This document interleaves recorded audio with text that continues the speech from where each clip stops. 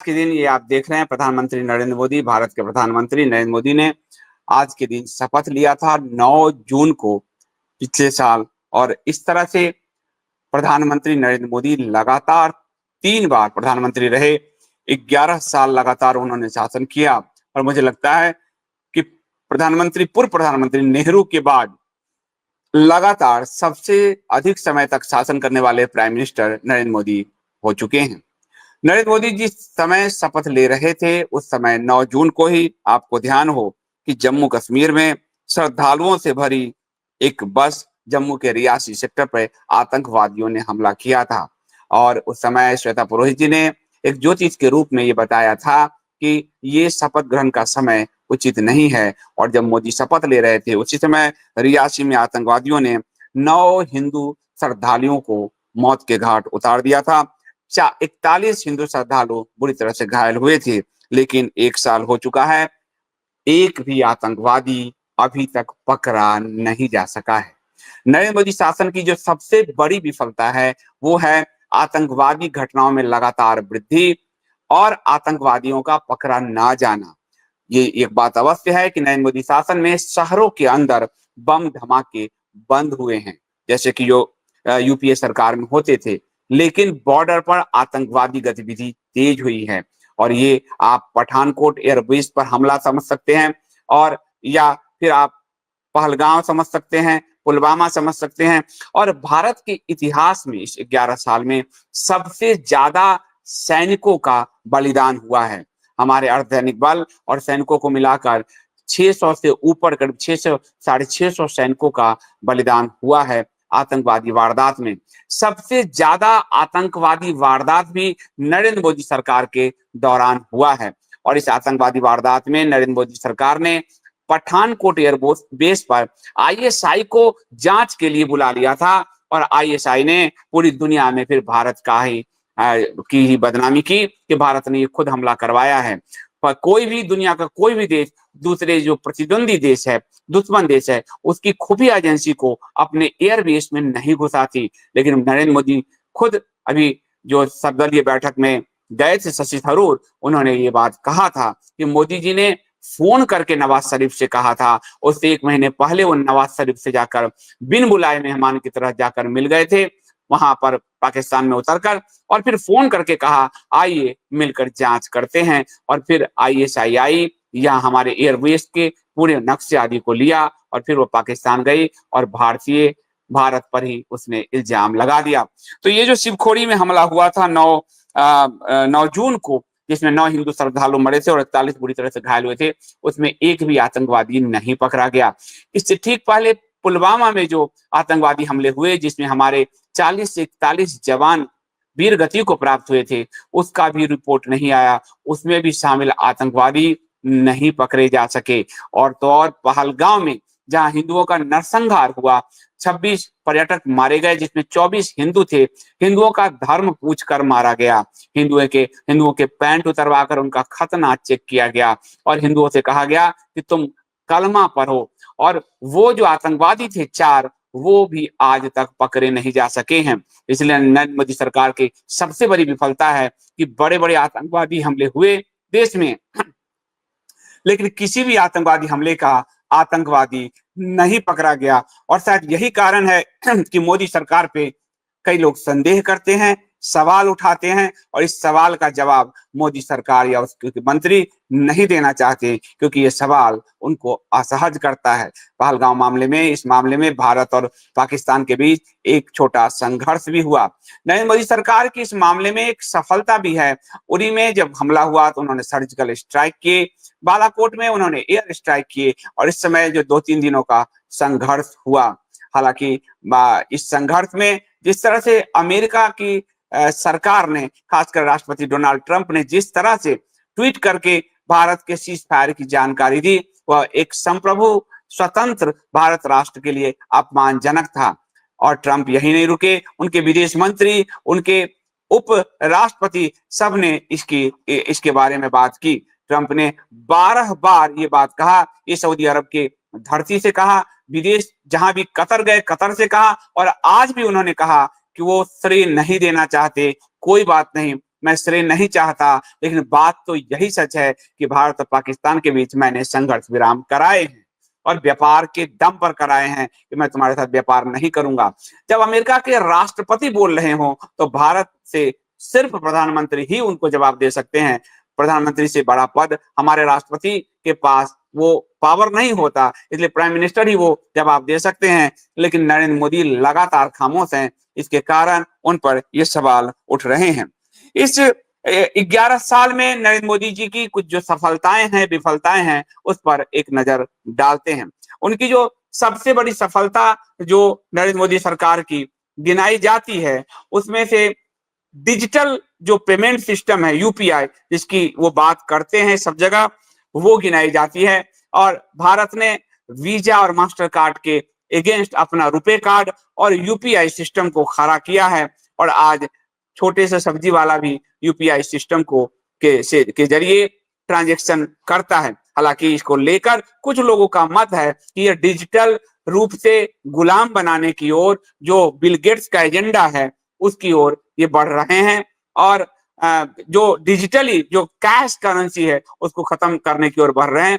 ये आरोप लगाने वाले आरोप लगाते हैं, लेकिन ये नरेंद्र मोदी सरकार की एक सबसे बड़ी सफलता है। दूसरी सफलता कि शहरों में बम धमाके बंद हो गए, ये उनकी एक दूसरी सबसे बड़ी सफलता है।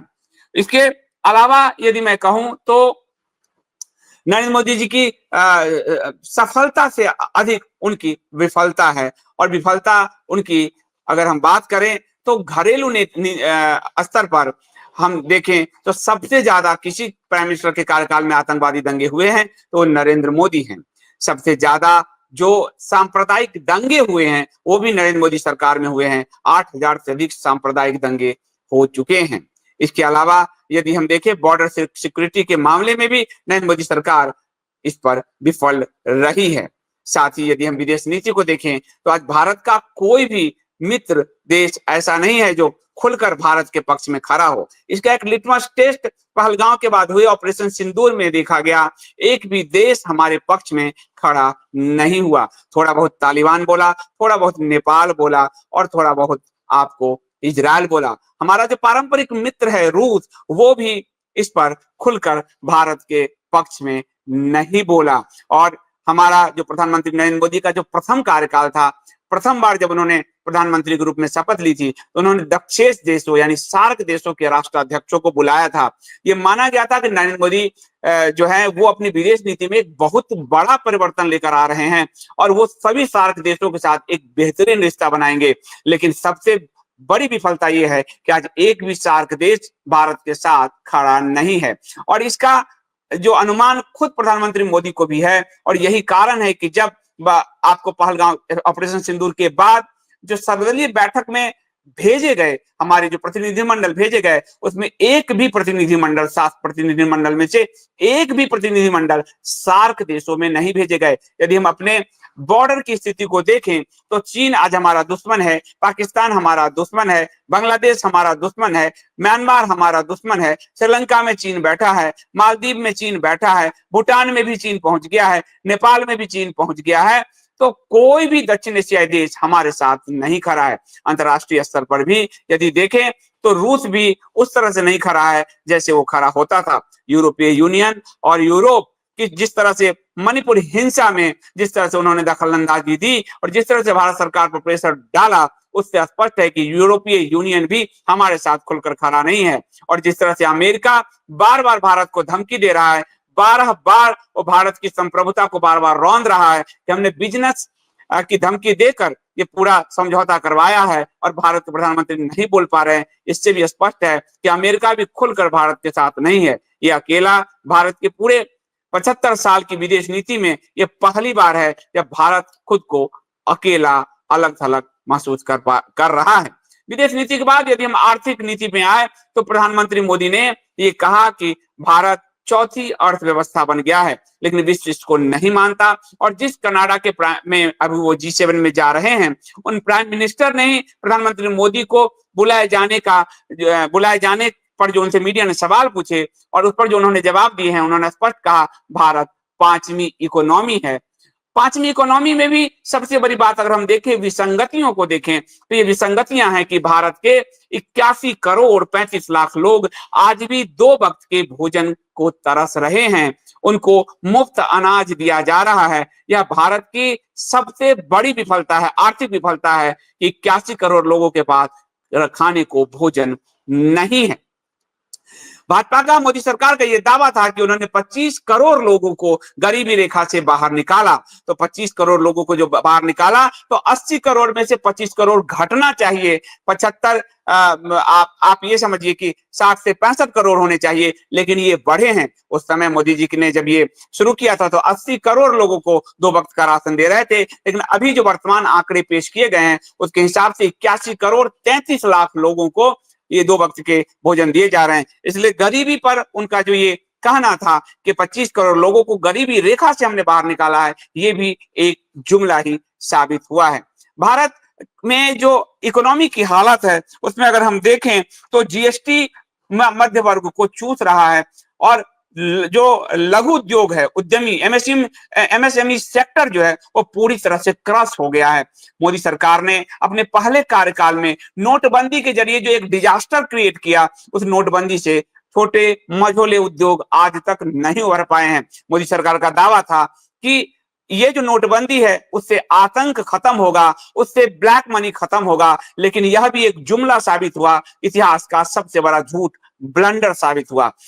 आतंकवाद तो खत्म नहीं हुआ, उसके बाद हम देखते हैं शिवखोरी, पहलगांव, पुलवामा हमने देखे ही हैं, और साथ ही जो जितने मनी, कैश मनी मार्केट में थे वो सभी बैंक में पहुंच गए। और कैश का आकार जो पहले 17-18 लाख करोड़ के आसपास था वो 33-35 लाख करोड़ के आसपास पहुंच चुका है। तो कैश भी बढ़ा है। यही कारण है कि मोदी सरकार नहीं समझ पाई कि इसको कैसे करें, इसलिए पहले उन्होंने 500,000 के नोट बंद किए और धीरे से चुपके से 2,000 के नोट भी बंद कर दिए। और अब जो 500 के नोट बड़ी मात्रा में, करीब 37% 500 के नोट जो मार्केट में हैं वो जिस तरह से नकली हैं, वो ये बात हो रही है कि 500 के नोट भी बंद किए जा सकते हैं। इस बारे में एनडीए के एक सहयोगी चंद्रबाबू नायडू का आज ही एक बयान है, और चंद्रबाबू नायडू भी डीप स्टेट के साथ जो डिजिटल इकोनॉमी है उसको बढ़ाने के समर्थक रहे हैं।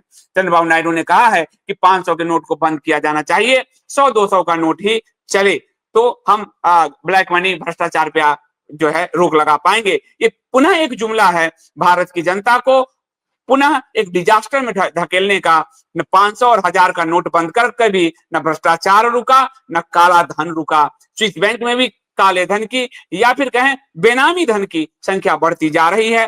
तो न काला धन रुका, न भ्रष्टाचार रुका। फिर 2000 का नोट बंद किया गया, तब भी काला धन और भ्रष्टाचार नहीं रुका। अब 500 के नोट पर भी बात की जा रही है। इसका मतलब इकोनॉमी में क्या करना है ये प्रधानमंत्री मोदी या उनकी वित्त मंत्री निर्मला सीतारमण को बिल्कुल ज्ञात नहीं है। इसी भाजपा की जो पूर्व सरकार थी, वाजपेयी जी की सरकार, उस समय यदि हम वित्त मंत्री के रूप में देखें तो यशवंत सिन्हा, जसवंत सिंह जैसे बड़े चेहरे थे जो इकोनॉमी को समझते थे। लेकिन ऐसा लगता है कि भारत में एक रबर स्टंप वित्त मंत्री के रूप में काम कर रही है और काम पूरा पीएमओ कर रहा है। तो ये फिर मोदी सरकार ने एक बात की थी, 2 करोड़ रोजगार देने का प्रतिवर्ष, वो भी एक डिजास्टर साबित हुआ है। बेरोजगार दर में भारत आगे बढ़ रहा है। मोदी सरकार का एक और जुमला था स्टार्टअप इंडिया, स्किल इंडिया, वो सब फ्लॉप हो चुका है। स्टार्टअप इंडिया में खुद आप मोदी सरकार के मंत्री पीयूष गोयल का बयान सुन सकते हैं कि भारत में स्टार्टअप इंडिया में तो हम सिर्फ खाना डिलीवरी करने वाले ऐप बन के रह गए हैं। उस पर जो उद्यमियों का जवाब था कि आपका विंडो ऐसा है कि आप क्लियरेंस ही नहीं दे रहे हैं, क्लियरेंस ही नहीं देते। एक बड़ा बहस हुआ था जिसमें स्टार्टअप इंडिया के फेलियर का जो है बड़ा मामला सामने आया था। बायजू जैसे स्टार्टअप बुरी तरह से फेल हो चुके हैं, तो मोदी सरकार का स्टार्टअप इंडिया भी एक जुमला ही साबित हुआ है। स्किल इंडिया भी पूरी तरह से जुमला साबित हुआ। स्किल इंडिया में पहले कार्यकाल में जो स्किल मंत्री थे राजीव प्रताप रूढ़ी, उन पर भी आरोप लगे थे भ्रष्टाचार के, और वही कारण था कि मोदी सरकार के मंत्रिमंडल से उनको ड्रॉप किया गया था और स्किल इंडिया को आनंद फानन में एक तरह से साइडलाइन कर दिया गया। जितना भी स्किल इंडिया, इंपावर इंडिया और स्टार्टअप इंडिया आदि मोदी सरकार ने चलाया, वो सब एक जुमला साबित हुआ। और यही वजह है कि इकोनॉमी की स्थिति उतनी अच्छी नहीं है। डॉलर के मुकाबले रुपए की जिस तरह से पिछल रहा है, नरेंद्र मोदी जी का खुद का जो आपका बयान है वो हमें याद आता है। मोदी जी ने कहा था कि मनमोहन सिंह की उम्र की तरह रुपए पिछल रहा है। उस समय जब मोदी जी आए थे तो करीब 60 रुपए के आसपास, $1 में 60 रुपए थे, आज करीब 86 रुपए पहुंच चुका है। ये भी एक बहुत बड़ा डिजास्टर है। उसके अलावा जो लोगों का बचत था, पूरे देश का बचत जो 11.5 लाख करोड़ था, वो गिरकर 6.5 लाख करोड़ हो गया है। और सोना रखकर, गिरवी रखकर लोन लेने वालों की संख्या 70% के पार चली गई है भारत में। ये पहली बार है, जबकि सोने पर भी निगरानी मोदी सरकार ने बढ़ा दिया है। आपको हॉलमार्क आदि के जरिए पुराने सोने को भी आपको नया कराना पड़ेगा, वरना उसकी कोई बहुत बड़ी कीमत नहीं मिलती। और जिसके कारण जैसे घरेलू महिलाओं का जो बजट था, पैसा नोटबंदी में मोदी सरकार ने बाहर निकाला, उसी तरह दादी नानी के दिए जेवर को हॉलमार्क के ठप्पे के का जुमला उछाल कर उन्होंने बाहर निकाला। और आज सोना गिरवी रखकर जो लोग लोन ले रहे हैं उनकी संख्या 65-70% से कहीं ऊपर है। पेट्रोल की महंगाई बढ़ती जा रही है। इस समय अगर आप देखेंगे तो कच्चे तेल की कीमत बहुत डाउन है। इसके बावजूद ये फायदा देश की जनता को नहीं मिला है। ये फायदा सिर्फ पेट्रोल कंपनियों को मिल रहा है। और जो है आपको पेट्रोल की तरह ही डीजल भी 100 के आसपास पहुंच गया है। महंगाई दर बढ़ा है। गैस के सब्सिडी को छोड़ने की बात हो रही थी, बाद में बिना कहे लोगों से सब्सिडी छीन ली गई और गैस को जो है लोगों की सब्सिडी बंद कर दी गई। तो इस तरह से आपको जीएसटी का भी मामला हुआ। किसानों का एमएसपी पर भी अगर सवाल उठ रहे हैं, किसान बिल ये लाने का प्रयास इन्होंने किया था, एक अच्छा प्रयास था, लेकिन चूंकि उसमें इनके जो बिजनेस पार्टनर्स जो भाजपा के हैं, वो उनकी संलिप्तता के कारण ये मामला इतना उछला, लोगों का संदेह इतना गहराया कि 1.5 साल पूरा आंदोलन चला और उसके बाद इसे लागू नहीं किया जा सका। कोविड मोदी सरकार के दूसरे कार्यकाल में, पहले कार्यकाल में डिजास्टर था नोटबंदी, मोदी सरकार के दूसरे कार्यकाल का डिजास्टर हुआ कोविड। और कोविड में जिस तरह से लोग मरे, प्रधानमंत्री केयर में जो पैसे लिए गए वो भी अपारदर्शी तरीके से लिए गए और उस पैसे का कोई हिसाब प्रधानमंत्री कार्यालय ने जनता को नहीं दिया। जब जनता ने इसमें आरटीआई लगाया तो मना किया गया, जब कोर्ट में कहा गया तो भी मना किया गया। वो पैसा कहां गया इसके बारे में कोई नहीं जानता है। इसी कोविड काल में जो नरेंद्र मोदी जी के खास मित्र हैं बिल गेट्स, उनका जो एस्ट्राजेनेका टीका है जो दुनिया में एक बड़ा डिजास्टर साबित हुआ, ब्रिटेन की कोर्ट में ये पता चला कि उसके कारण बड़ी संख्या में लोग मरे हैं। वही एस्ट्राजेनेका यहाँ पर कोविशील्ड के रूप में लोगों को सबसे ज्यादा कोविशील्ड लगाया गया। कोवैक्सीन और कोविशील्ड था, कोवैक्सीन भारतीय था लेकिन कोविशील्ड लगाया गया। और बाद में बिल गेट्स के भारतीय पार्टनर आधार पूनावाला ने भाजपा सरकार को 50 करोड़ रुपए का इसके बदले में डोनेशन दिया। ये इलेक्ट्रॉन बॉन्ड घोटाले में पूरी तरह से खुला था। तो ये जो 11 साल का कार्यकाल है मोदी सरकार का, इसको यदि हम एक स्वतंत्र रूप से आकलन करें तो हम पाते हैं कि मोदी सरकार की सफलता से अधिक विफलता है।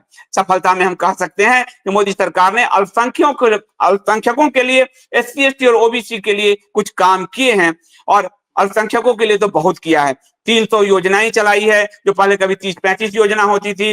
आपको सच्चर कमेटी को पूरी तरह से लागू किया है।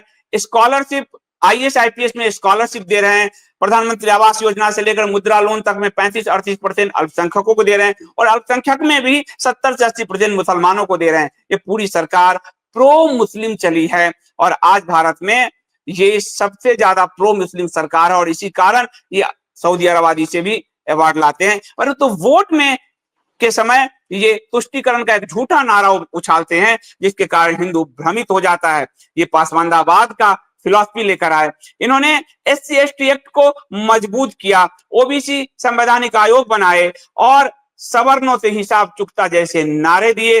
अंबेडकर के नाम पर एक नया कल्ट खड़ा कर दिया, नव बौद्धवाद के रूप में एक नया कल्ट खड़ा किया। नरेंद्र मोदी सरकार ने सामाजिक ताने बाने को भी बुरी तरह से छिन्न किया है। जो खालिस्तानी मूवमेंट खत्म हो गया था, उस खालिस्तानी मूवमेंट को जो बैन से 300 से 350 खालिस्तानी अमेरिका आदि में बैन थे उनसे हटाया और खालिस्तानी मूवमेंट बढ़ा।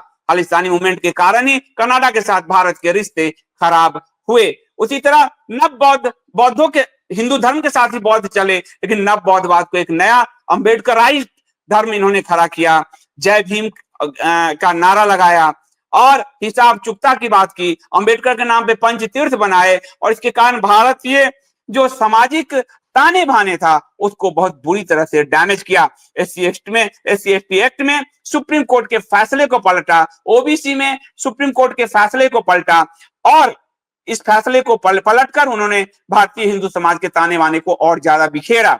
इसके अलावा उन्होंने जो ओबीसी वर्ग है उसमें मुस्लिम और ईसाइयों को लाने के लिए इनका प्रयास लगातार जारी है। कांग्रेस सरकार ने रंगनाथ मिश्रा आयोग का गठन किया था और उस रंगनाथ मिश्रा आयोग में इस बात की बात थी कि मुस्लिम और ईसाई भले धर्मांतरित हो गए हों, लेकिन वो उनको भी हम आरक्षण एससी एसटी वर्ग में दें। इसके लिए इन्होंने जस्टिस बालाकृष्णन कमेटी का गठन किया मोदी सरकार ने और वो रास्ता तलाश रहे हैं कि कैसे पासवानदा मुसलमानों को, ईसाइयों को आरक्षण वो दे। आपको इसका उदाहरण मिलेगा, मणिपुर जो लगातार 3 साल 2 साल से जल रहा है, मणिपुर में जो कुकी हैं वो क्रिश्चियन हैं, लेकिन वो एसटी का पूरा आरक्षण ले रहे हैं। मैतेई हिंदू हैं, उनको एसटी का आरक्षण नहीं मिल रहा है, जिसके कारण ये पूरा संघर्ष हुआ। खुद मोदी जी जब गुजरात के मुख्यमंत्री थे तो उन्होंने कहा कि मैं 70 मुस्लिम जातियों को आरक्षण का ओबीसी में लाभ देता हूं। ओबीसी के जरिए मुस्लिम आरक्षण, मुस्लिमों और ईसाइयों को आरक्षण देने की शुरुआत भी जनसंघ की सरकार ने की थी। जब जनसंघ की सरकार थी मोरारजी देसाई की, और उस समय मोरारजी देसाई और जनसंघ मिलकर सरकार चला रहे थे, 90 सांसद जनसंघ के थे, उन्होंने मंडल कमीशन बनाया था और जब बीपी सिंह की सरकार और आडवाणी के सपोर्ट से चली तो उसमें मंडल कमीशन लागू किया गया था। तो फर्स्ट जब पहली सत्ता इनको मिली साथ वाली, तब इन्होंने ओबीसी के जरिए मुस्लिम और ईसाई आरक्षण का रास्ता खोला और जब पूर्ण बहुमत मिला तो ये एससी एसटी एक्ट में एससी एसटी में मुस्लिम और ईसाइयों का रास्ता खोल रहे हैं। तो मोदी सरकार के 11 साल पर अगर हम बात करें तो बहुत सारी चीजें हो जाएंगी। इतना मुझे लगता है कि आप लोग समझ गए होंगे। और इस 11 साल में रेल दुर्घटना में मोदी सरकार ने रिकॉर्ड बनाया है। जो इन्होंने कहा था हवाई चप्पल वाले हवाई जहाज चले, वो भी जो हवाई जहाज की यात्रा है वो महंगी हुई है। और सबसे बड़ी बात यह है कि इस पूरे 11 साल में मोदी सरकार हिंदुओं में ये भ्रम पैदा करने में सफल रही है कि ये हिंदुओं की सरकार है, लेकिन जब हम पॉलिसी से देखते हैं तो ये पसमंदाओं मुसलमानों की सरकार ज्यादा दिखती है। आंकड़े के हिसाब से मैंने बार बार इसे बताया है और आप चाहे तो कंटेंट फॉर चेंज में जाकर इसे अच्छी तरह से देख सकते हैं। तुष्टिकरण वाले मामले में सारे आंकड़े भारतीय जनता पार्टी सरकार द्वारा, मोदी सरकार द्वारा उपलब्ध कराए गए हैं, उनके अल्पसंख्यक मंत्रालय के वेबसाइट से लिए गए हैं। यहाँ तक कि वक्फ की प्रॉपर्टी जिसमें संशोधन की बात कर रहे हैं, उस समय कांग्रेस की सरकार तक 1,15,000 प्रॉपर्टी जो है डिजिटलाइज हुई थी वक्फ में, इनके समय 5 लाख से ऊपर हो चुकी है। तो आप समझ सकते हैं कि कथनी और करनी में सबसे बड़ा विरोधाभास मोदी सरकार के इन 11 सालों में देखने को मिला है।